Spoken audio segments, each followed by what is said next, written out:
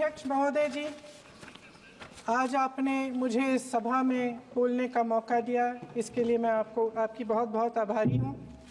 सबसे पहले जो सुरक्षाकर्मी, जो जवान अफसर 13 दिसंबर को संसद की सुरक्षा के लिए शहीद हुए, उनके प्रति मैं श्रद्धांजलि व्यक्त करना चाहती हूँ। महोदय, हजारों साल पुरानी हमारी देश की, धर्म की एक पुरानी परंपरा रही है। ये परंपरा संवाद, चर्चा की रही है। एक गौरवशाली परंपरा है जो दर्शन ग्रंथों में, वेदों में, उपनिषदों में दिखती है। वाद विवाद और संवाद की हमारी पुरानी संस्कृति है। अलग अलग धर्मों में भी, इस्लाम में, सूफियों में, बौद्ध धर्म में, जैन धर्म में संस्कृति रही है। इसी परंपरा से उभरा हमारा स्वतंत्रता संग्राम। हमारा स्वतंत्रता संग्राम विश्व में एक अनोखा संग्राम था, एक अनोखी लड़ाई थी जो अहिंसा और सत्य पर आधारित थी। ये वाद संवाद की जो परंपरा है, इसको इस संग्राम ने आगे कैसे बढ़ाया? क्योंकि ये जो संग्राम था, ये जो लड़ाई, आंतरिक लड़ाई थी। इसमें देश के किसान, देश के जवान, देश के मजदूर, देश के अधिवक्ता, देश के बुद्धिजीवी, चाहे किसी भी जाति के हो, चाहे किसी भी धर्म के हों, चाहे किसी भी भाषा को बोलते हों, सब इस स्वतंत्रता संग्राम में शामिल हुए। सब ने हमारे देश की आज़ादी की लड़ाई लड़ी।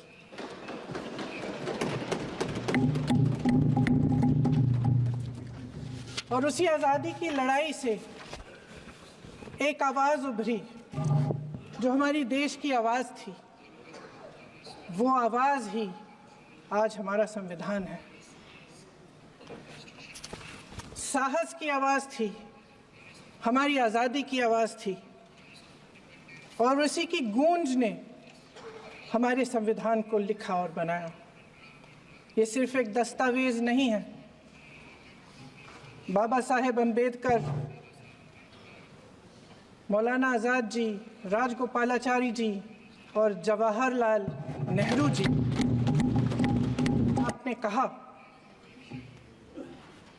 इस संविधान को बनाने की जो कार्य में सालों के लिए जुटे रहे। हमारा संविधान इंसाफ, उम्मीद, अभिव्यक्ति और आकांक्षा की वो ज्योत है जो हर हिंदुस्तानी के दिल में जलती है।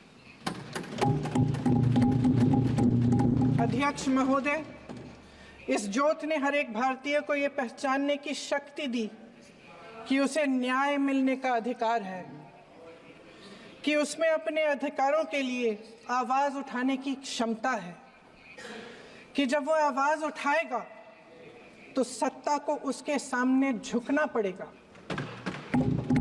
इस संविधान ने हर एक देशवासी को ये अधिकार दिया कि वो सरकार बना भी सकता है और सरकार बदल भी सकता है। ये ज्योत जो हर हिंदुस्तानी के दिल में जलती है, उसने हर हिंदुस्तानी को ये विश्वास दिया कि देश संसाधनों में उसका भी हिस्सा है, कि उसे एक सुरक्षित भविष्य की उम्मीद का अधिकार है, कि देश बनाने में भी उसकी भागीदारी है। उम्मीद और आशा की ये ज्योत मैंने देश के कोने कोने में खुद देखी है।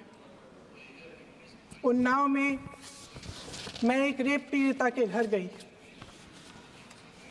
उसे जलाकर मार डाला था। वो शायद 20-21 साल की होगी। हम सब के बच्चे हैं। हम सोच सकते हैं कि अगर हमारी बेटी के साथ बार बार बलात्कार हुआ और फिर जब वो अपनी लड़ाई लड़ने के लिए गई तो उसको जलाकर मार डाला गया होता तो हम पर क्या बीतती। मैं उस बच्ची के पिता से मिली।